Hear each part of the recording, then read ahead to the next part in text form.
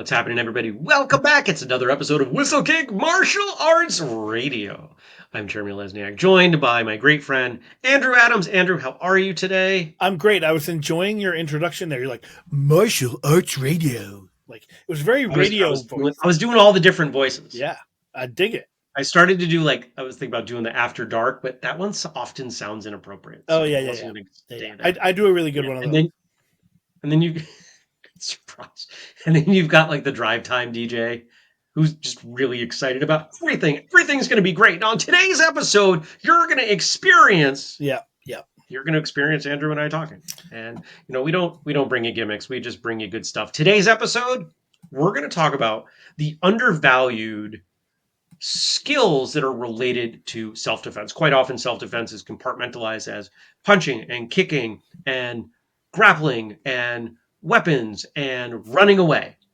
But there's so much, and I would argue, and I'm going to guess Andrew's going to agree with me, that there's so much more in that mix, and it is actually the larger stuff to consider, and it is, there's more of it, and it's more important. There we go. That's what I was looking for. So what do we mean by that? Well, you stick around and you find out. Today's episode is brought to you by Martialytics. I believed, and I went and found Martialytics and started using it, and then they started sponsoring us. So I believe Martialytics is the best option for running your martial arts school. It is wonderfully affordable. It is effective. It works. It's simple. And they have great support. And if you go through whistlekickmartialartsradio.com, go to the top, you'll see a section up there for our sponsors. And you sign up for a free trial. You let them know that you came through us. You're going to get 2 months of free trial, not just one. That's a pretty good deal. And if you want some hand holding, let me know. Somebody on our team, somebody at Whistlekick will help you get started because we believe that strongly in it. So what else should we tell them? Sign up for the email newsletter so you get every episode emailed to you along with bonuses. And you can find that also at whistlekickmartialartsradio.com. I think that's it for right now. Let's talk about it. I would say also, if you're watching this on YouTube, hit that like and subscribe button, hit that notification bell. Like I've said this on some of our Thursday episodes. You may not have heard them yet, Jeremy, but it's weird. I don't understand the algorithm. I don't even know what an algorithm is. But no, I'm kidding. I do. But like YouTube likes that. They like to see that people are engaging with our stuff. So even if you're listening to this in your car, maybe pull your car over. Don't do this while you're driving. Pull your car over, stop. Go to YouTube, like and subscribe this episode, and hit notification, and then you can keep driving. Thank you. That would mean a lot. There's a lot, we haven't said this in a while. I'm going to say it real quick. There are a lot of things you can do to help us. You can show up to events. You can buy things. You can also do lots of things that are completely free. You can subscribe, notifications, follow us on our various social channels. You can leave reviews on Facebook, Apple Podcasts, Google. Any of those things would be really helpful. You can share an episode with a friend. Yeah. There's a million and one things you can do. Alrighty. All right. So, self-defense. Yeah. We set this up at the top. So, yeah. Most people talk about self-defense as, if this thing, then you do this punch, you do this kick, or you work this concept, or you pull your knife, or you run away. And it feels like such an incomplete conversation. It feels like watching a highlight reel from a sports game, from a baseball game. Mm. The game was 9 innings, and we're watching, this 30 seconds. And I feel like a self-defense situation is also like that, the way we talk about it in this industry. Yeah, I think so. I think if you're going to break down self-defense skills, putting those in air quotes, skills, we, again, in air quotes, people who teach that, often look at the punching and kicking and learning how to, quote, defend yourself as starting when someone attacks you. And we know, you and I know, and a lot of our listeners probably do as well, that there are a lot of things you can do before that happens, and those are skills that should be learned. And people often call those the soft skills. right? I want to, because I think this is an important distinction. I'm going to reframe a little bit of what you said, and I hope this is okay. It's not that there are a lot of things that you could do or that you could. There are things that happen regardless, whether you engage with them and have awareness of them or not. Sure, sure. And I think the reason I'm making that distinction is because the way you said it could lead people to believe that it's a choice, Fair. that It if you can be. don't look for it, it's not there. It's there whether or not you look for it, Yeah. whether or not you are choosing to apply knowledge, these skills that we're talking about, to that portion of the situation, you are engaging with it. Yep, yep. So a perfect example is just de-escalation, just talking, right? That is a skill that you can learn and you can work towards you can utilize that before someone attacks you. Now not always someone might jump out of the woods and you might not have an opportunity, but we often call those types of skills the quote soft skills. And I would say, and I did not come up with this. This is not off the dome, and I just had an epiphany.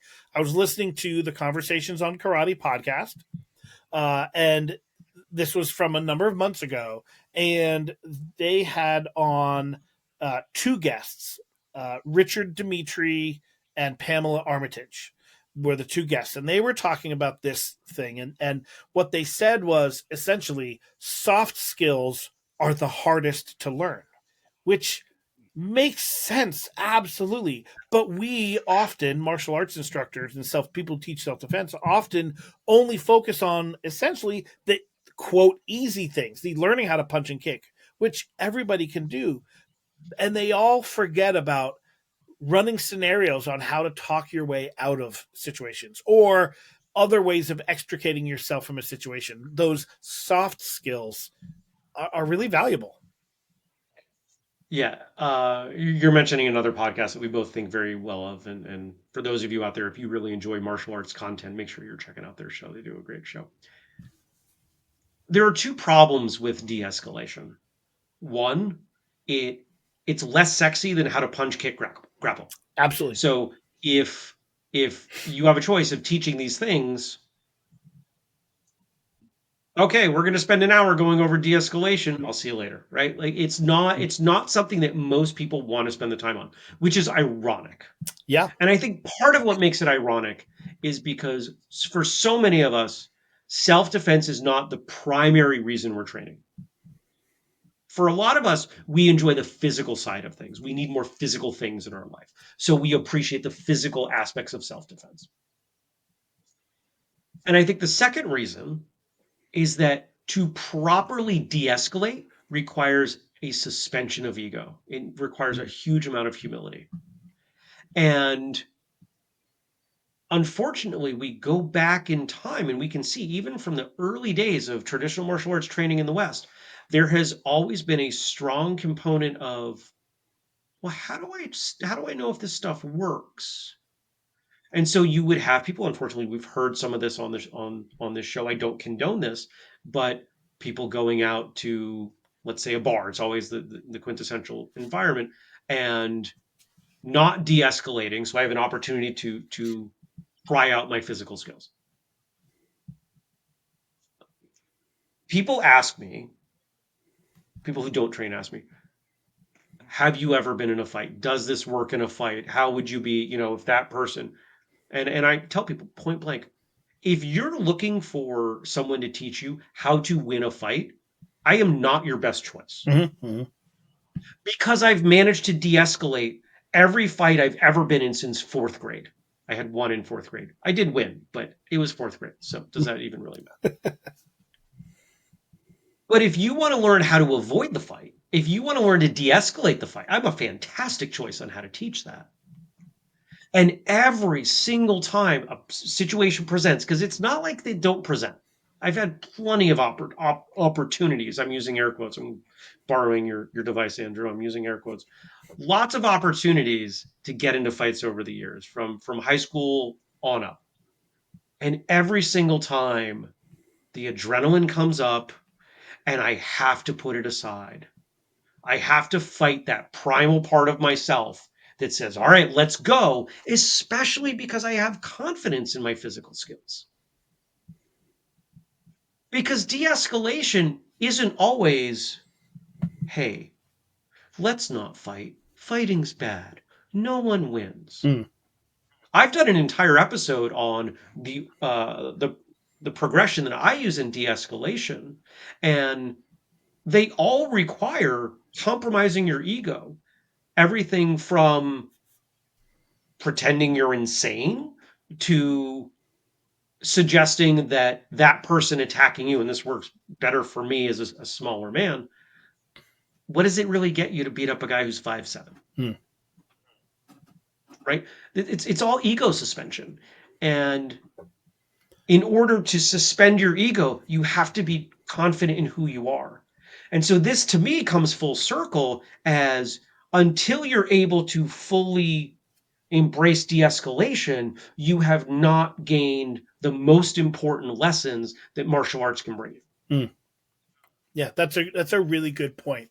And I think the not sexy part of it is, I think that's a major reason why it's not often taught, because it's not quote fun to do.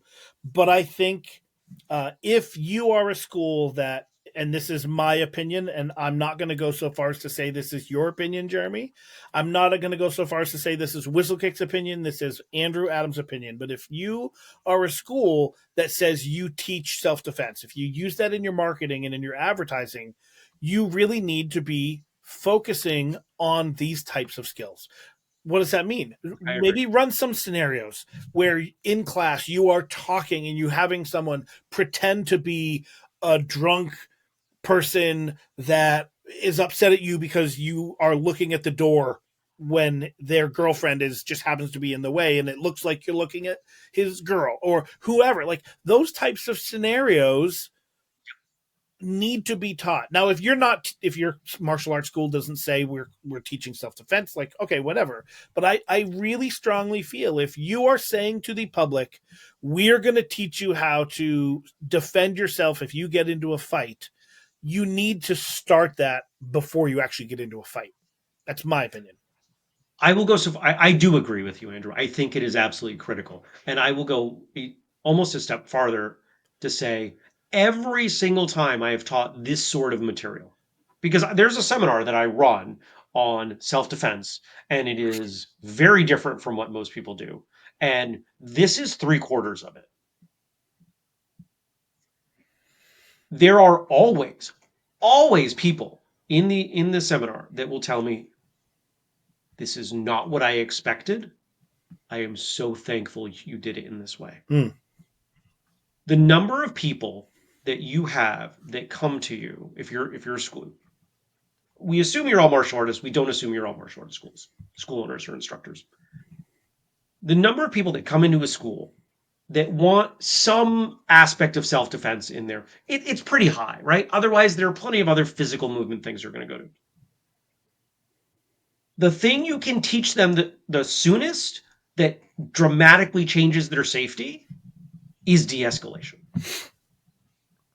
It is not punching and kicking Yep. or grappling or how to run away or how to poke somebody's eyeball out. It's how to start talking themselves out of problems. And I do think that those are the harder skills to actually learn how to do. It's a lot harder, I think, to learn how to de-escalate a situation. And I think it's harder for multiple reasons. One is, you're right, you have to get rid of your ego and be okay with like letting, and again air quotes, letting the other guy win because you're just going to walk away. But learning how to do that is difficult. Learning how Yeah, to, someone grabs your wrist and you do this technique, that's actually not hard to do.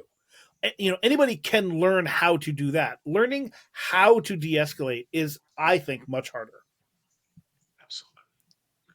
Let's move on from de-escalation. Yep. De-escalation was first because it's probably the most obvious. It's the most important one. It's Yep. the one that says, hey, it could be violent, but let's take it non-violent. But we talked about this being a wider time domain Yep. than Yep. simply the altercation.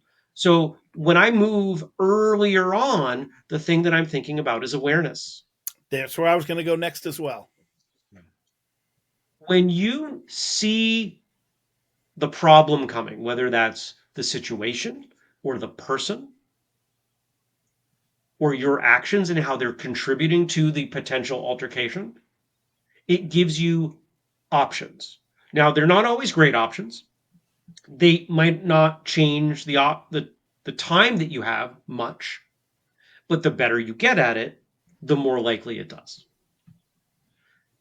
So here's what we're talking about. We're talking about something like I'm walking down the street and I happen to notice that there is a person who's acting a little shifty as they look at me and they're fidgeting their hands in their pockets, but they're 100 feet away and there's a group of people walking the other way. I've now seen that. I recognize, there's nobody else between me and them. There's no great opportunities for me to get out of the way. The other side of the sidewalk seems a little busier. I think I'm going to duck in with this group, go back to the crosswalk, press the light, move to the other side of the street. Yep. Here's another example that I have used that has absolutely come up. Driving my car, pull into the parking lot, and there's a space right where, like, oh, it's like I called ahead to get premium, or as my wife often calls it, princess parking. Oh, I call it rock star parking. Oh yeah, which for me would be appropriate because I'm in a rock band now. But so Sure. I pull in the parking lot and there's a perfect spot, but there's two gentlemen arguing loudly, yelling at each other. And when I was on the street, I didn't see it, but I turned into the parking lot and they're right there, right where I was gonna park. I mean, I could have still parked there. They weren't standing in my spot, right? I say my They were spot, near it. but they were close to it. And I said, you know what? I don't want to park there. I'm going to choose to go around to the other side because the parking lot was kind of a U, and I'm going to park over there. And I made a choice to not have to be anywhere in range of these people, and where I wanted to go, I could walk past them, or I could go the long way. You know what? I didn't want to be anywhere near what they were doing, and I walked around the long way. But So, you had nothing to gain, right? yep. And so this is where I think awareness, the challenge with awareness is that when you observe things, people tend to go into one of two. I guess it's really they have one typical response that dilutes out their awareness, which is, yeah, but I doubt anything's going to happen. They go into a statistical mode. They It'll go never into happen to me. likely. It'll never happen to me. It's not going to happen. Like, what are the chances? I'd actually rather people say it'll never happen to me, but more often what I hear is, yeah, but what's the chance that's going to happen? Mm. If the chance is not zero, so if we take your scenario, you're pulling up to this parking space. The chance of you parking in that space and maybe disrupting whatever was going on in such a way that one of those people is going to want to commit violence against you. Or my It's car. not 100%. Yeah. It's going to be small. 1%, 2%. How many of those 2% things happen across weeks, months, and years of your life? A lot of them. Yep. You Yep. get a lot of them. How many times do you want to roll that die? I didn't want to roll that die. So you parked in a different space, you walked to wherever you were going in a slightly different path, you mitigated your risk. And I think that that is the important word. It's a word that we don't talk about often enough in self defense. It's mitigation. How do we take the risk and make it smaller? I don't care how small it is to start with, it should be smaller. This is why, if I'm going into certain places, I don't wear flip flops, I wear sneakers. This is why when I go to certain places, I make sure I wear a belt. We've talked about a belt as a great weapon. This is why if certain friends are going to certain places, I don't go Mm.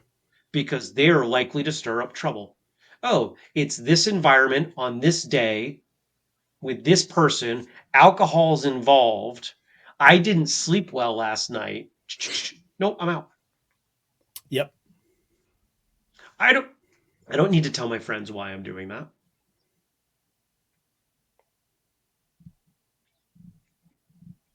Oh, I didn't take that spot by the door because I just felt like stretching my legs a little bit. My hips being a little wonky. I figured I'd stretch it out as I walked from the end of the parking lot. Hmm. I No mean, big deal. I actually in that scenario, if I had had someone in the car with me, I would have absolutely told them why. I would have said, Right. like, And there's nothing wrong with that, but the reason I bring that up is because for a lot of us, we have people around us who the moment we go into those modes, we go into defense mode, martial arts mode, it becomes a point of contention. hmm, And yeah, so I bring that up because I mean your wife very much supports you in that. The people in my life, if they do, I've had people in my life who do not support this, and I've told them point blank, this is a condition of spending time with me. yeah, yeah. I just don't. I guess I don't have many people in my life that wouldn't support that. Like, my wife knows when we go out to eat, she will not. She will sit down first often, but she will Yep. always make sure that I am facing the door. You get that spot absolutely, and I'm the same way. And so I'm bringing it up. No shame if you have people in your family Yep. in your life Yep. that aren't as supportive in this way. You don't have to justify things to them. You can find ways to explain it away. So we've got de-escalation. We've got awareness. And we've talked on the show quite a bit about awareness. There are ways you can train awareness. We're not going to get further into that. But I think the next one, when we go for even further out in time, is assessment. Considering what is the likelihood that based on everything I know and the actions I'm going to take, there might be a problem. So we just talked about it, right? Okay, if I'm going there on this day to this place, alcohol's involved, so and so is going to be there, and I'm tired, and I don't like the way these all stack up. Now, you might look at that and say, but Jeremy, what's the point? Well, you probably know certain people that when they're part of a group, that group is more likely to get into trouble. That doesn't mean it's violent trouble, but they're more likely to get into some manner of trouble. Sometimes it's fun trouble. Sometimes you like hanging out with that person who gets you into fun trouble. But the fact that you can recognize that difference, that's what I'm talking about with assessment. There are certain places that I will go on St. Patrick's Day. Most of them I will not. If you're not from New England, you might not understand. It's almost a license to get into a fight Mhm. in New England. I don't do that.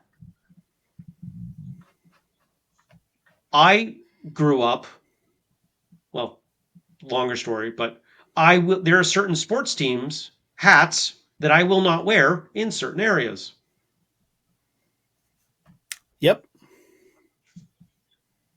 Jeremy, what's that going to do? It was not that long ago that a man wearing a Yankees hat was run over in New Hampshire by a woman who was a Red Sox fan. He died. Is there more to the story? Of course there is. Sure. But that's what started it. Yep. Yep. I Absolutely. don't look for problems, right? I perform this assessment. Andrew, I'm sure you do the same thing. You've got a kid in the Oh, house. absolutely, absolutely. I do have a funny story about uh, that exact sports team thing. The first time I went to Scotland, I saw a sign in a window of a bar that said "No colors allowed," and in my head, I'm thinking, "No colors allowed." They don't allow non-white You thought it people was the in it. 1950s. Yeah, no joke. That's really what I thought. And what they mean was you're not allowed to wear your sports team things because Because soccer there's rivalries, such a football rivalry. rivalries are such a big deal over there. Yeah. Yeah. Yeah, we don't have as much of that in the US as some other countries do. But I mean, I'm not I'm aware enough that I'm pretty sure I can make this statement. I believe I've heard this. If I was a fan, I would probably not be wearing Manchester United colors most places in the UK. Yeah. Yeah. Because from what I understand, they're pretty hated, right? And soccer fans, football, like, non-American football fans are crazy. Yeah. Yeah. So anyway, that was a interesting. Like there are pubs over Yeah, there that you can't even. You're not even allowed to wear it. And the big rivalry would be the Glasgow Rangers and Celtic team. Rangers and Celtic. They like. So yeah, interesting. yeah. But in answer to the So question, yes, I do those yeah, things as well. I do those things as well. so we've expanded the timetable. We've got assessment, we've got Awareness. awareness, we've got de-escalation, and then we've got the situation.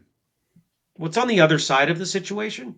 I'm going to call it debrief, or there's another word I'm missing that I like better for it. Evaluation, we can call it something like that, where you look at the situation and you look back through everything that happened from assessment through de-escalation, and you learn from it. How do you make it better? And it depends on what your goal is. Hopefully, your goal is not to commit the successful violent act, but rather to prevent the violence in the first place. We've said it on this show. I know Andrew and I are on the same page about this. Nobody wins a fight. The only way anybody wins a fight is if you're able to stop it from happening. Mm-hmm. So that's when I get even close. I go back through and I'm like, okay, did I miss something? Did I miss something? Did I miss a cue? Did I miss a signal? Was there something where that person got upset and I could have handled it differently? Because I can't control what they do. I can influence, but I can only control what I do. And those are the things that I look for in that situation. Yep. Yep. I would agree wholeheartedly.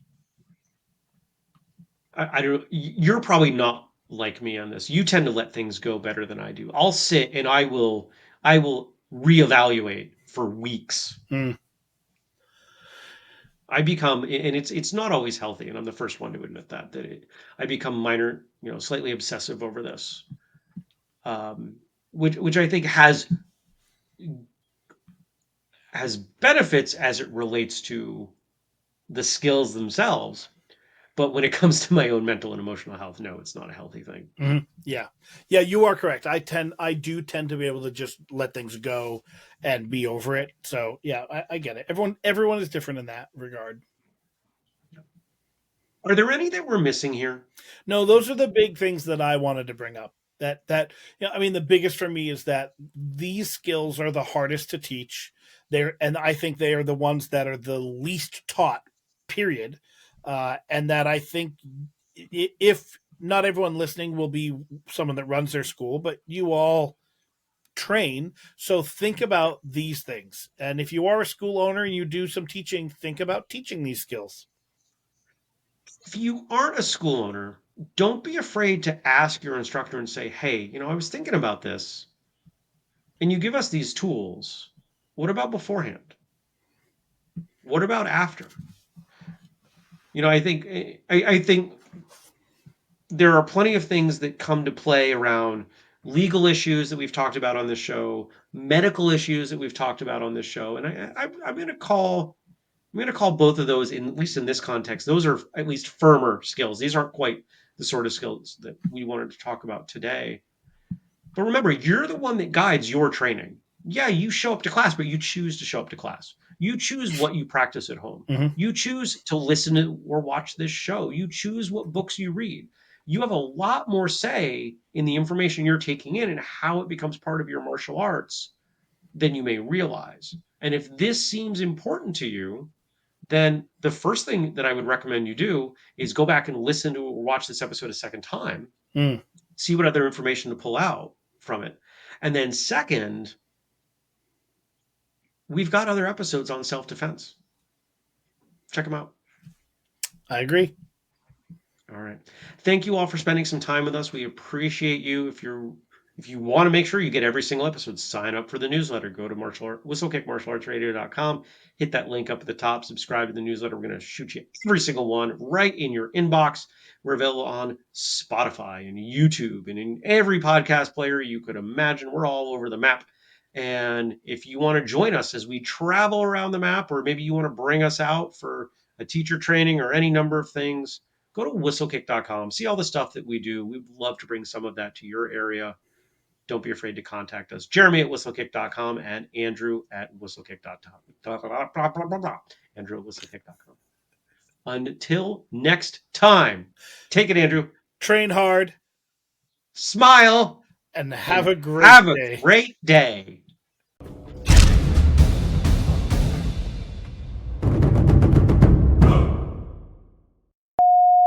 Take it, Andrew. Train hard Smile and have and a great have a day. great day. I think that was the most in sync we have been, maybe ever. Yeah, we'll have to see how it comes out in the recording. We'll see. We'll see. Yeah, we'll see what Riverside does with it and see if it's actually like spot on. But that, like, to my ear, that was perfect. Yeah, and to my ear, it was not perfect. Really? Oh, Yeah. interesting. Yeah. I mean, I could Wow. always go in the audio and shift it so the audio is correct. The video wouldn't be, but the audio would be. Take it, Andrew. Train hard Smile and and have have a a great great day. day.